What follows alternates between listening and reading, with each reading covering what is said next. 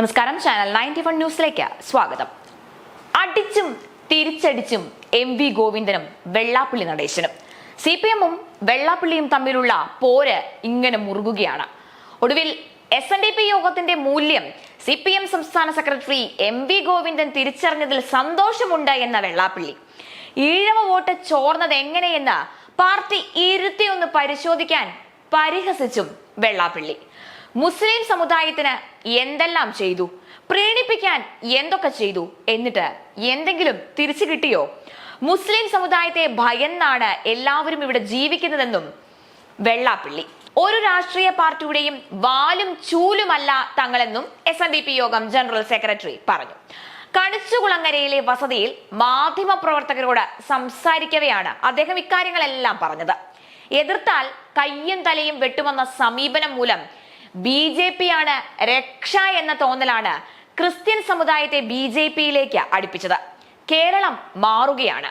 ചോരയും നീരും തന്നു വളർത്തിയ അടിസ്ഥാന വർഗത്തെ കമ്മ്യൂണിസ്റ്റ് പാർട്ടി മറന്നു. അന്ധമായ ന്യൂനപക്ഷ പ്രീണനമാണ് തിരഞ്ഞെടുപ്പിൽ പാർട്ടിക്ക് തിരിച്ചടി ആയത് എന്നും ഗോവിന്ദൻ മാഷിന് ഈഴവ വോട്ടുകളുടെ പ്രസക്തി ഇപ്പോൾ മനസ്സിലായി എന്നും വെള്ളാപ്പള്ളി പറഞ്ഞു. SNDP യോഗത്തെ കാവി പുതപ്പിക്കാനോ ചുവപ്പണിയിക്കാനോ ആരെയും അനുവദിക്കില്ല. യോഗം ഒരു രാഷ്ട്രീയ പാർട്ടിയുടെയും വാലും ചൂലുമല്ല. വിവിധ രാഷ്ട്രീയ പാർട്ടികൾ പ്രവർത്തിക്കുന്നവരാണ് സംഘടനയിൽ ഉൾപ്പെടുന്നത്. എല്ലാവർക്കും അവരവരുടേതായ രാഷ്ട്രീയമുണ്ട്. എല്ലാവരെയും ഒന്നിപ്പിച്ചു നിർത്തിയാണ് യോഗം മുന്നോട്ട് പോകുന്നത്. താൻ ഒരു രാഷ്ട്രീയക്കാരനല്ല, പ്രശ്നാധിഷ്ഠിതമായാണ് നിലപാടുകൾ സ്വീകരിക്കുന്നത്. അതിന്റെ പേരിൽ കാവി പുതപ്പിക്കാനും വർഗീയവാദിയാക്കാനുമാണ് ഇപ്പോഴുള്ള നീക്കങ്ങൾ അത്രയും. എം.വി. ഗോവിന്ദന്റേത് രാഷ്ട്രീയ അഭിപ്രായമാണ്. ഇടതുമുന്നണി ശൈലി മാറ്റാൻ തയ്യാറാകുക തന്നെ വേണം. LDF-ന്റെ അമിതമായ മുസ്ലിം ന്യൂനപക്ഷ പ്രീണനം മൂലം ക്രിസ്ത്യാനികൾ ഉൾപ്പെടെ BJP-യിൽ ചേരാൻ ഇപ്പോൾ തയ്യാറെടുക്കുകയാണ്. ഇതെല്ലാം കണ്ടും കേട്ടും നിൽക്കുന്ന യുവതലമുറയെ ശത്രുപക്ഷത്ത് എത്തിക്കുന്ന സമീപനം ശരിയല്ല എന്നും വെള്ളാപ്പള്ളി. വോട്ട് ചോർച്ചയുമായി ബന്ധപ്പെട്ട് മലബാറിലെ കാര്യം പറയുമ്പോൾ കണ്ണടയ്ക്കുകയും തെക്കൻ കേരളത്തിലെ കാര്യത്തിൽ വിമർശിക്കുകയും ചെയ്യുന്നത് ഒരു നല്ല സമീപനമല്ല. ഇത്തരം വിഷയങ്ങളും ചർച്ചയ്ക്ക് വിധേയമാക്കി കാരണങ്ങൾ കണ്ടെത്തി പരിഹരിക്കുക തന്നെ വേണം. യോഗത്തിന് ആരോടും വിരോധവും വിധേയത്വവും ഇല്ല എന്നും എല്ലാവരോടും തുറന്ന സമീപനമാണ് പുലർത്തുന്നത് എന്നും, എന്നാൽ കമ്മ്യൂണിസ്റ്റ് പാർട്ടി പലതവണ ദ്രോഹിച്ചുവെങ്കിലും നിലപാടിൽ മാറ്റം ഉണ്ടായിട്ടില്ല എന്നും കോൺഗ്രസുമായി യോജിപ്പില്ല എന്നും തന്റെ കുടുംബത്തെ നന്നാക്കാൻ ആരും വരണ്ട എന്നും അദ്ദേഹം തുറന്നടിച്ചു. SNDP വോട്ട് കൊടുത്തില്ല എന്ന് പറയുന്നതിൽ വളരെയേറെ സന്തോഷമുണ്ട്.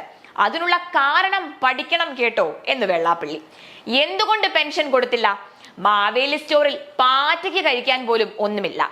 സാധാരണക്കാരനെ മറന്നതാണ് ഈ തിരഞ്ഞെടുപ്പിൽ തോൽവിക്ക് കാരണമെന്നും വെള്ളാപ്പള്ളി തുറന്നടിച്ചു.